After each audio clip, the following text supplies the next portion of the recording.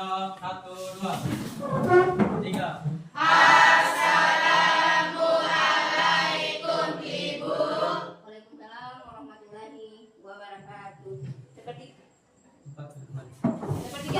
dulu kita mulai pelajaran, marilah kita berdoa bersama-sama.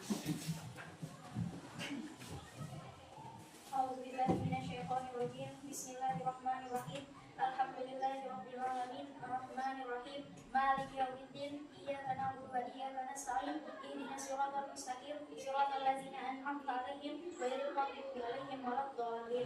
Amin. Bismillahirrahmanirrahim. Rabbi zidni ilman warzuqni fahman. Ya, selanjutnya apa kabar semua hari ini? Baik. Hadir Bu. Ya, siapa yang tidak hadir hari ini? Semua hadir. Alhamdulillah kalau semua hadir hari ini. Selanjutnya kita akan menyanyikan lagu kebangsaan. 1, 2, 3, 4. 1, 2, 3 ya. Indonesia tanah airku, tanah tumpah darahku. Di sanalah aku berdiri, jadi pandu ibu.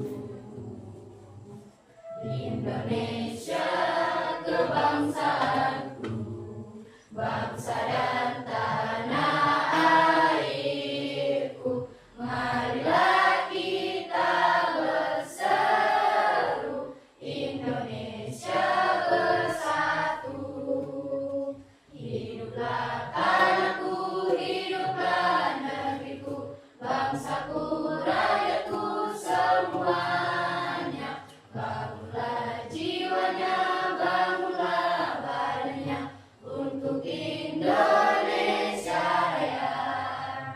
Indonesia Raya, merdeka, merdeka, tanahku, negeriku yang ku cinta. Indonesia Raya, merdeka, merdeka, hiduplah Indonesia Raya. Indonesia Raya, merdeka, merdeka, tanahku, negeriku yang ku cinta. Indonesia Raya, merdeka, merdeka, hiduplah Indonesia Raya. Ya, selanjutnya silakan duduk kembali. Baiklah, sebelum kita lanjutkan materi kita pada hari ini, saya akan mengulang pelajaran kita minggu lalu. Apa pelajaran kita minggu lalu? Siapa yang masih ingat? Bahaya pergaulan bebas dan larangan zina. Ya, siapa yang bisa menjelaskan pengertian pergaulan bebas? Ya, silakan Rifal. Pergaulan bebas adalah bentuk interaksi sosial yang tidak sesuai dengan nilai-nilai agama dan moral sosial. Dalam Islam, pergaulan bebas merujuk pada hubungan yang melarang syariat, seperti berpacaran yang tidak sesuai aturan Islam, berduaan tanpa pengawasan, serta perilaku lain yang mendekati zina. Pergaulan bebas dianggap sebagai jalan menuju perbuatan dosa besar, termasuk zina yang dilarang oleh Allah Subhanahu wa taala. Tidak, coba bagi yang lagi berikan contoh pergaulan bebas. Siapa coba? Salah satu siapa coba? Saya. Silakan San Majid. Merokok, mencuri, dan menguas. Ya. Selanjutnya, selain pergaulan bebas ada larangan zina. Coba siapa yang menjelaskan pengertian larangan zina? Ya, silakan Fitri. Zina adalah hubungan intim di luar nikah, baik dilakukan oleh seseorang yang belum nikah, zina baik muhsan, maupun yang sudah menikah, zina muhsan. Tiga. Siapa yang bisa berikan contohnya zina? Saya. Yang lain lagi coba Sipa atau Gifan. Saya. Contoh zina. Hamil di luar nikah. Ya, itulah contoh zina, hamil di luar nikah. Belum ada tali pernikahan yang sah. Selanjutnya kita akan masuk materi kita pada hari ini. Bab 7 hakikat mencintai Allah, khauf raja, dan tawakal kepadanya. Pelajaran kita pada materi kita. Siapa yang bisa membacakan? Ya Pak, silakan Harjanti. Tujuan pembelajaran 1. Peserta didik diharapkan dapat menjelaskan khauf, raja, dan tawakal kepada Allah Subhanahu wa taala. 2. Peserta didik mampu menganalisis cabang iman, mahabbah, khauf, raja, dan tawakal kepada Allah Subhanahu wa taala. 3. Peserta didik dapat mempresentasikan media pembelajaran tentang maraba, kaum raja dan tawakal kepada Allah Subhanahu wa taala. Ya, jadi tujuan kita pembelajaran pada hari ini ada 3. Hakikat mencintai Allah Subhanahu wa taala. Cinta adalah perasaan yang suci dan lembut berupa rasa kasih sayang. Tingkatan cinta tertinggi dan hakiki adalah cinta kepada Allah Subhanahu wa taala. Cinta kepada Allah Subhanahu wa taala berarti menempatkan Allah Subhanahu wa taala di dalam hati sanubari. Segala sesuatu akan terasa indah karena adanya rasa cinta kepada Allah Subhanahu wa taala. Seseorang yang cinta kepada Allah Subhanahu wa taala akan merasakan manisnya iman. Rasulullah sallallahu alaihi wasallam telah menyalakan api cinta pada hati para sahabatnya sehingga mereka lebih mencintai Allah Subhanahu wa taala daripada mencintai diri sendiri dan keluarganya. Tanda-tanda cinta kepada Allah Subhanahu wa taala seperti apa? Siapa? Mencintai Rasulullah sallallahu alaihi wasallam, mencintai Al-Qur'an, menjauhi perbuatan dosa, melakukan perkara yang dicintai oleh Allah Subhanahu wa taala, melakukan hinaan. Selanjutnya adalah menunjukkan cinta kepada Allah Subhanahu wa taala, memahami besarnya cinta Allah kepada hambanya, senantiasa membersihkan hati, mempelajari ilmu agama secara mendalam. Hakikat takut kepada Allah Subhanahu wa taala atau kau. Siapa yang bisa? Apa itu kau? Tadi kan sudah bilang. Hakikat takut kepada Allah Subhanahu wa taala. Kau itu apa kau? Kau? Siapa tahu kau? Iya, rasa takut. Berarti rasa takutnya kepada Allah Subhanahu wa taala. Kata kau secara etimologi berarti khawatir, takut atau tidak merasa aman. Tidak takut kepada Allah Subhanahu wa taala merupakan bukti seorang hamba. Adapun dari dalam Al-Quran, siapa yang bisa? Siapa yang bisa membaca ayat tersebut? Baik. Nah, siapkan Yandi coba membacakan ayatnya. Bismillahirrahmanirrahim. Takunna walau bisyaqi tamma. Artinya, takutlah kamu sekalian terhadap api neraka, walaupun hanya bersedekah dengan separuh biji kurma. Hadis riwayat Bukhari dan Muslim. Ya. Tanda-tanda takut kepada Allah Subhanahu wa taala. Tampak dari ketaatan kepada Allah Subhanahu wa taala. B. Menjaga lisan dari perkataan dusta, menghindari iri dan dengki, menjaga pandangan dari kemaksiatan, menjauhi makanan haram. Menjauhi makanan haram seperti apa? babi, Siapa lagi? Mohon. Nah, ya. Selanjutnya menjaga kaki dan kedua tangan dari sesuatu yang haram. Apa yang menjaga kaki dan kedua tangan seperti apa? Contohnya, mencuri. Apa lagi? Mencuri. Hah? Nah.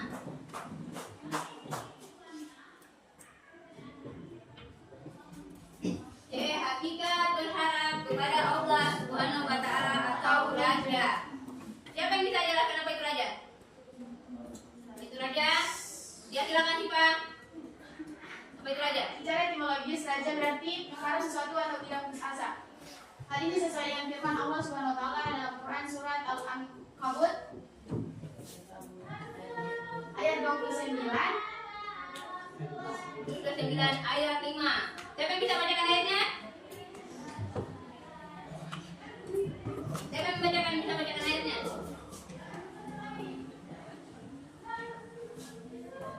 Coba siapa? Siapa yang bisa bacakan ayatnya? Kalau kurang jelas maju di depan. Kalau kurang jelas maju di depan yang bisa bacakan ayatnya. Siapa? Yang lain lagi silakan dia bisa. Siapa? Coba. Yang lain lagi silakan hanya tidak. Sekarang yang lain lagi. Siapa tahu Fitri? Kita bisa bacakan kita ayatnya. Bisa? Siapa yang bisa membaca ayatnya? Rival? Tidak bisa? Siapa lagi? Tanya. Kenapa tidak bisa? Kenapa tidak bisa baca ayatnya?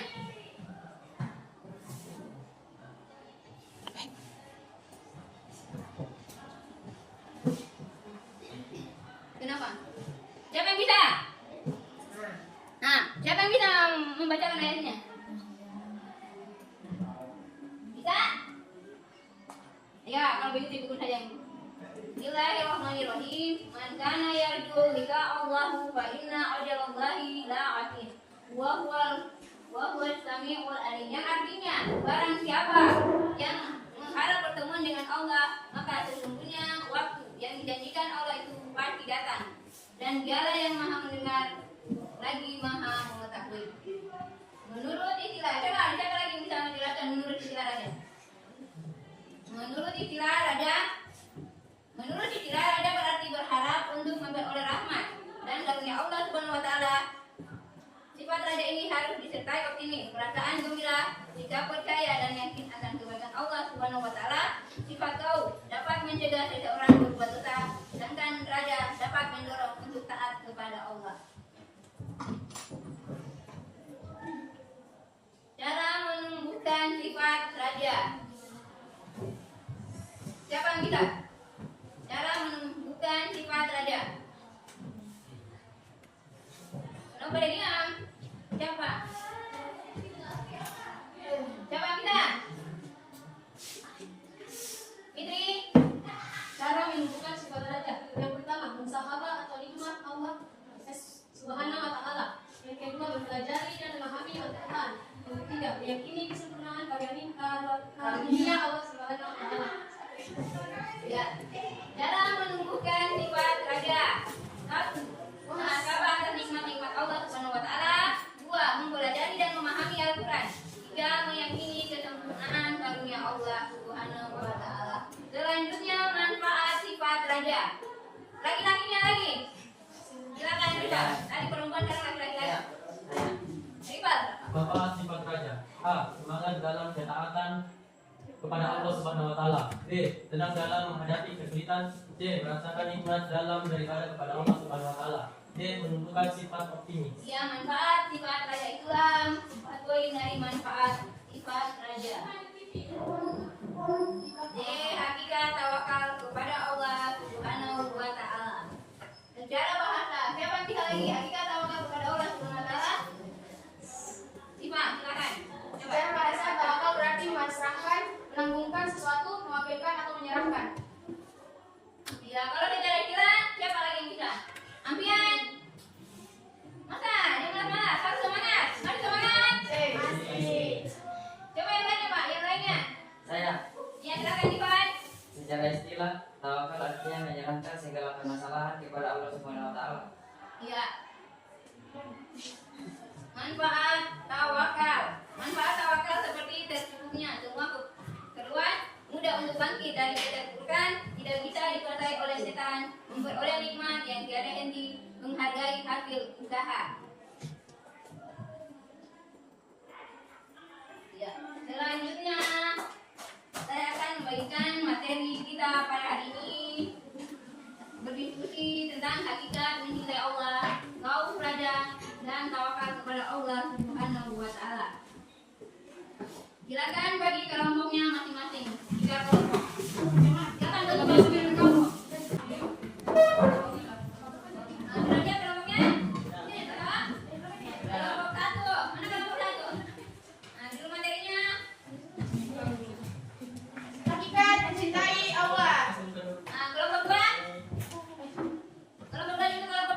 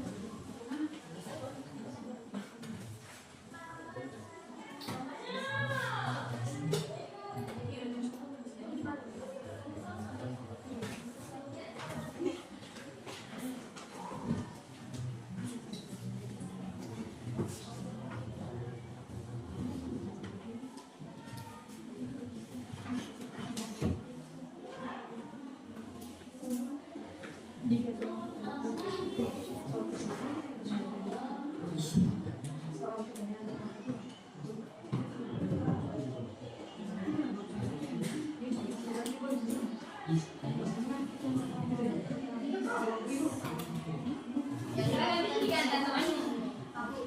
Bagaimana?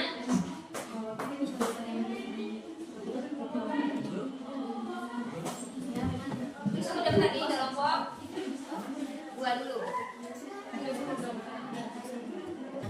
Pertanyaan kedua, mengapa mencintai Allah harus menjadi prioritas utama bagi seorang muslim? Menjelaskan dengan menggunakan dalil Al-Quran atau hadis yang relevan.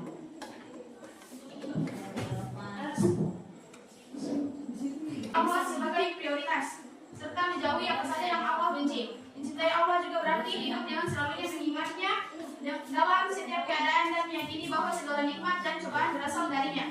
2. Mengapa kita harus mencintai Allah? Yang pertama, Allah adalah pencipta dan pemelihara kita. Allah telah menciptakan kita dari ketiadaan dan memberikan segala kebutuhan hidup. Dia pula yang memelihara dan menjaga kita setiap saat. 2.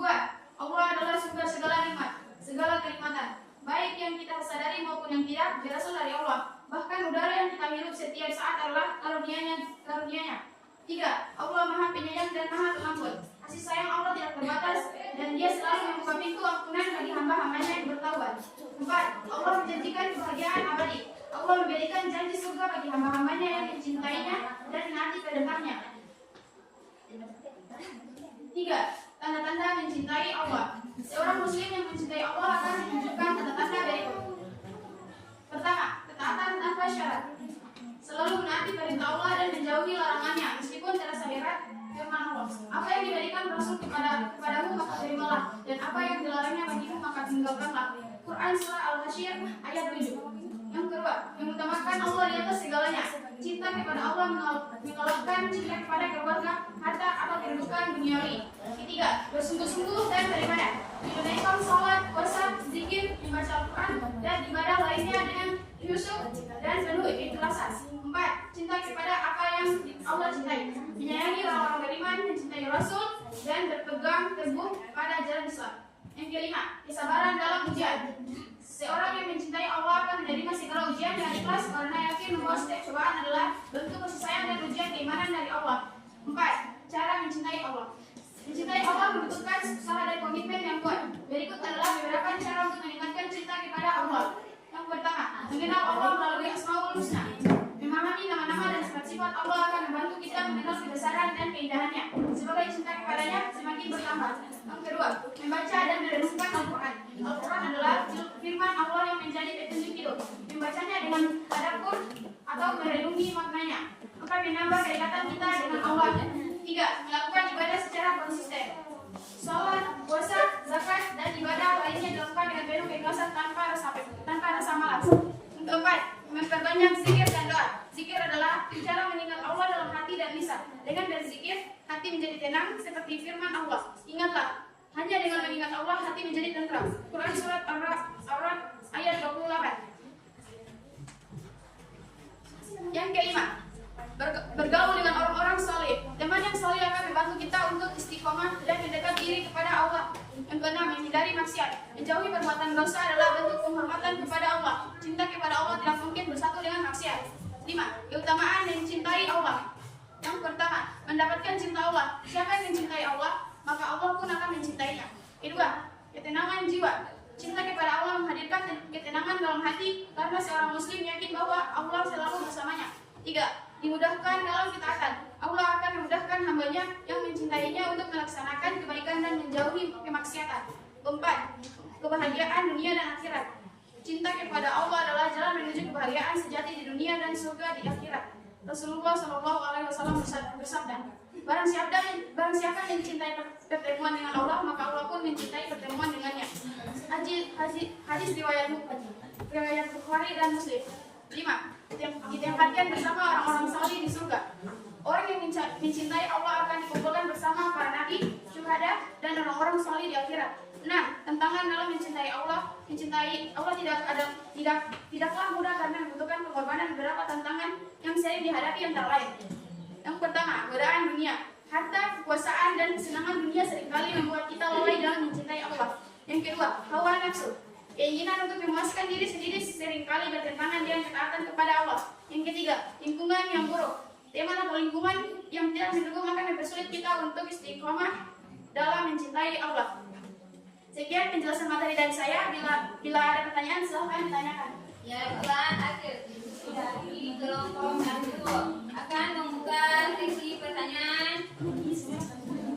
Bagi kelompok 2 dan 3, silakan memberikan pertanyaan kepada kelompok 1. Saya. Assalamualaikum warahmatullahi wabarakatuh. Waalaikumsalam warahmatullahi wabarakatuh. Saya dari kelompok 3 yang memberikan pertanyaan kepada kelompok 1. Ya, dengarkan pertanyaan cuma Pertanyaan, bagaimana hubungan antara mencintai Allah dan ketaatan kepada perintahnya? Berikan contoh nyata dapat Anda tentukan dalam kehidupan sehari-hari. Mencintai Allah dan ketaatan kepada perintahnya.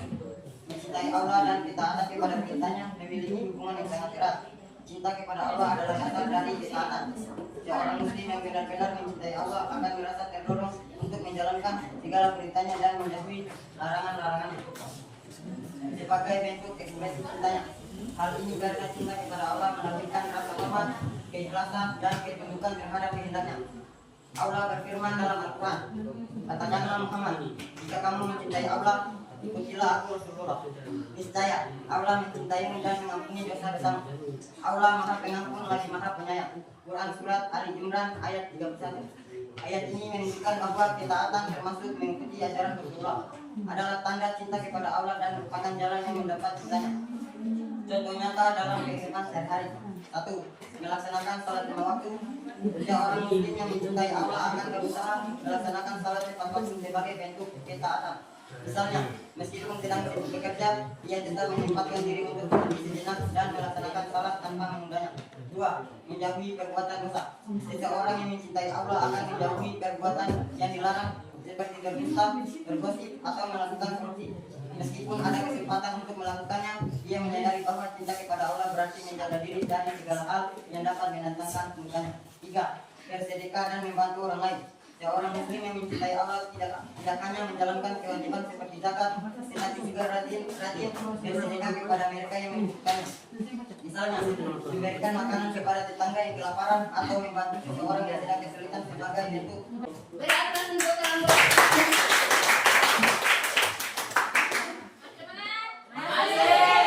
Oke, selanjutnya kelompok 2 memberikan pertanyaan kepada kelompok 1. Dengarkan kelompok 1. Assalamualaikum warahmatullahi wabarakatuh. Waalaikumsalam warahmatullahi wabarakatuh. Kami dari kelompok 2 ingin memberikan pertanyaan kepada kelompok 1. Jelaskan makna mencintai Allah menurut pandangan Islam dan bagaimana hal tersebut tercermin dalam perilaku seorang hamba. Mencintai Allah menurut pandangan Islam.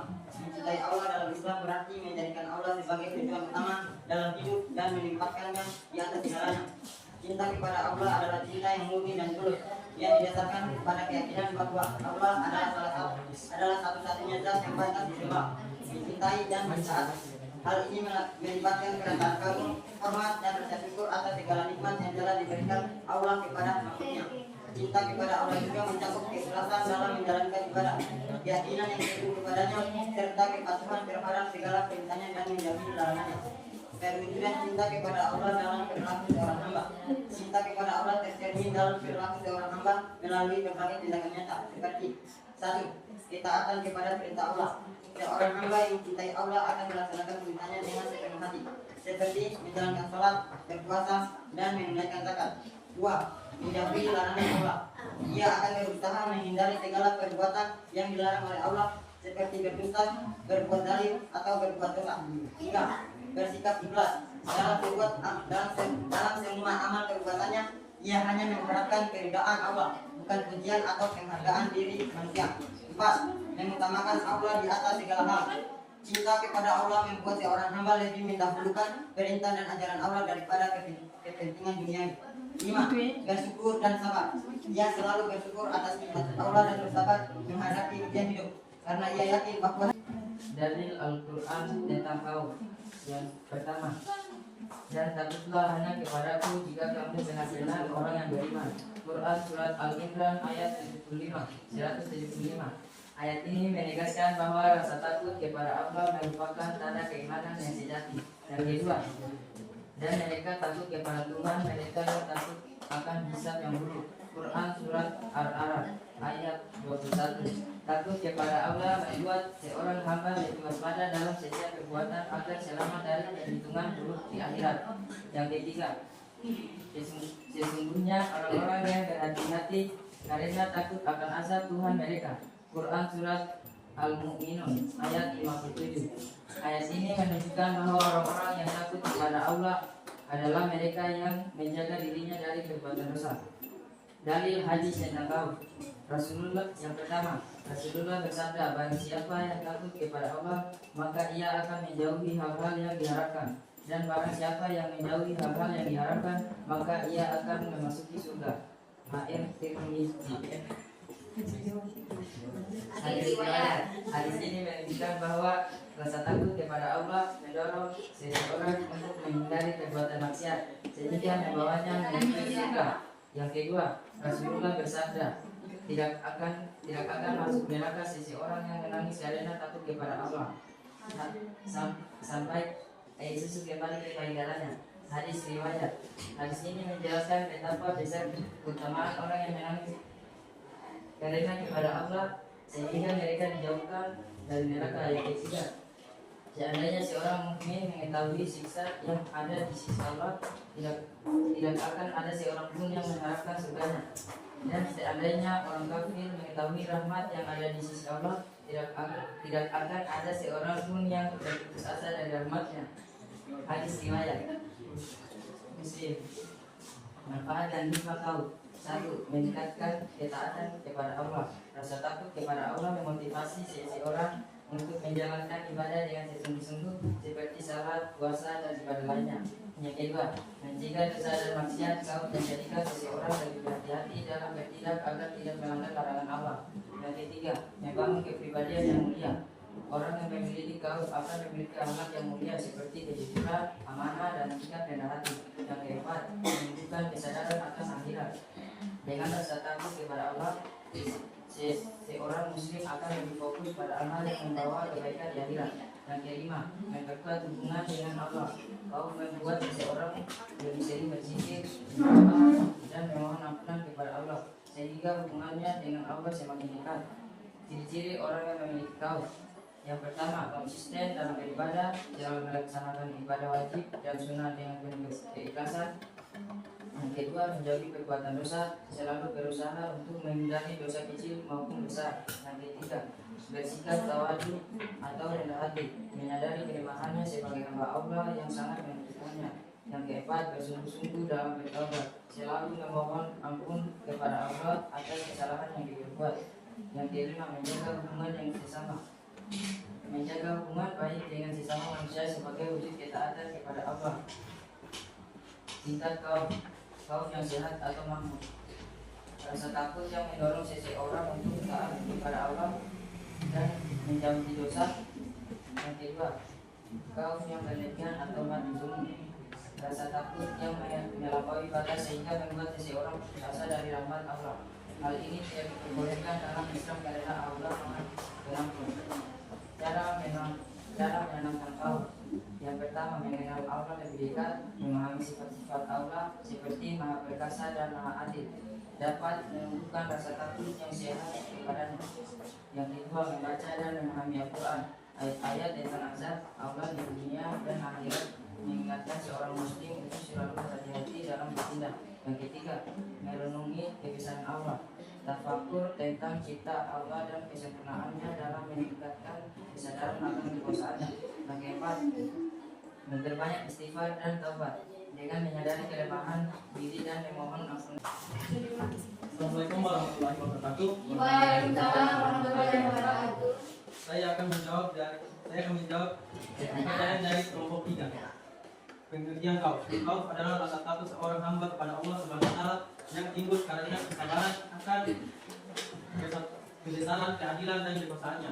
Rasa takut ini muncul karena seorang hamba menyadari kelemahannya dirinya, dosa-dosanya dan konsekuensi dari melanggar perintah Allah. Namun kauf tidak bersifat negatif, melainkan merupakan bentuk kesadaran spiritual yang mendalam, yang berfungsi untuk mendorong seseorang menjadi lebih baik. Mengapa rasa takut tidak bersifat negatif? Rasa takut kepada Allah justru menjadi motivasi positif dalam kehidupan seorang muslim. Hal ini karena bukanlah rasa takut yang menyebabkan putus asa atau menumpukan semangat, tetapi rasa takut yang sehat,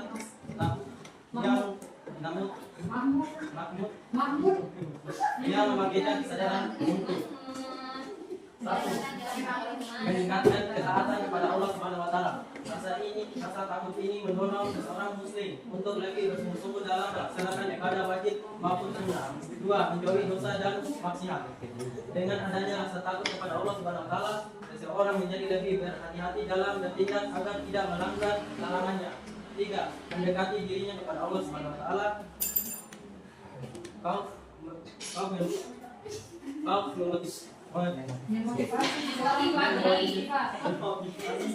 Orang untuk memperbanyak istighfar, bertobat dan memohon ampunan kepada Allah Subhanahu wa taala. Rasa takut ini sejatinya dilandasi oleh seorang cinta kepada Allah Subhanahu wa taala. Karena seorang muslim tidak ingin berdurhaka atau mendapatkan murkanya. Oleh sebab itu, kau mendorong seorang untuk menjalani hidup sesuai dengan syariat dan berharap akan rahmatnya. Dalil pendukung. 1. Al-Quran. Dan takutlah hanya kepadaku jika kau benar-benar orang yang beriman. Surat Al-Imran ayat 175. Ayat ini menunjukkan bahwa rasa takut kepada Allah Subhanahu wa taala adalah tanda keimanan sejati. 2. Hadis Rasulullah bersabda, barang siapa takut kepada Allah, maka ia akan menjauhi hal-hal yang diharamkan. Dan barang siapa yang menjauhi hal-hal yang diharamkan, maka ia akan memasuki surga. Hadis riwayat Tirmizi. Dengan demikian, kauf adalah bentuk ibadah hati yang mendorong seseorang muslim untuk hidup sesuai dengan perintah Allah, menjauhi larangannya dan mempersiapkan dirinya untuk keadilan akhirat. Itulah jawaban dari saya. Alhamdulillah kalau masih semangat. Sebelum mengakhiri kita pada kita hari ini, saya akan menyampaikan poin-poin terpenting dalam kita seperti dalam nomor 1. Hakikat mencintai Allah. Cinta adalah perasaan yang tinggi dan lembut dan berupa kasih sayang. Tingkatan cinta tertinggi hakiki adalah cinta kita kepada Allah Subhanahu wa taala. Sedangkan selanjutnya cinta hakikat takut kepada Allah Subhanahu wa taala seperti kau secara etimologi berarti khawatir, takut atau tidak merasa aman. Takut kepada Allah Subhanahu wa taala merupakan bukti seorang hamba benarnya. Rasa takut akan semakin bertambah seiring bertambahnya pengetahuan hamba terhadap Rabbnya. Menurut Imam Al-Ghazali, takut kepada Allah dapat berupa rasa takut tidak diterimanya taubat, takut tidak mampu istiqamah, beramal saleh, mengikuti hawa nafsu, tertipu oleh duniawi dan lain sebagainya. Selanjutnya, hakikat berharap kepada Allah atau belajar. Belajar berarti mengharap sesuatu yang tidak biasa. Barang siapa mengharap pertemuan dengan Allah, maka sesungguhnya waktu yang dijanjikan Allah itu pasti akan datang. Dia yang maha mendengar lagi maha mengetahui. Oke,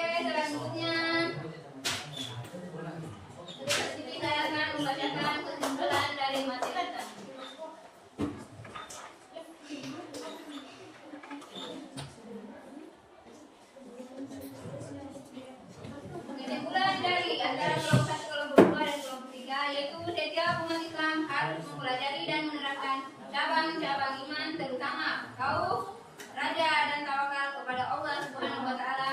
Mahabbah berarti mencintai Allah Subhanahu wa taala, sedangkan kau berarti takut kepada Allah Subhanahu wa taala, sedangkan raja berharap kepada Allah Subhanahu wa taala, dan tawakal berarti berserah diri kepada Allah Subhanahu wa taala. Jika kita menerapkan keempat cabang tersebut dalam kehidupan sehari-hari, maka dapat meningkatkan iman dan takwa kepada Allah Subhanahu wa taala. Oke, selanjutnya saya akan membagikan LKPD tugas berkelompok. Kelompok 1 jawab. Kelompok 2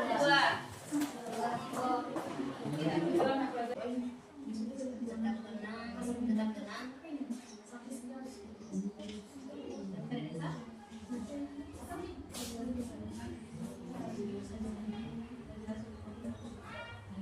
Oke, sudah. Sudah mari. Lembar KPD-nya kelompok 1. Kelompok 2. Kelompok 3.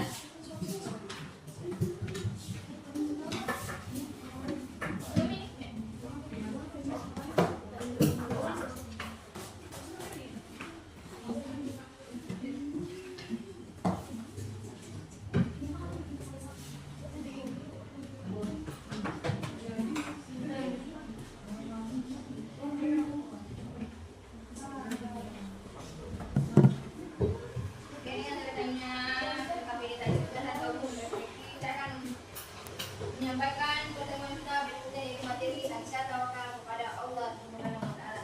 Dan siapakah materi pada hari ini sangat bermanfaat bagi kalian?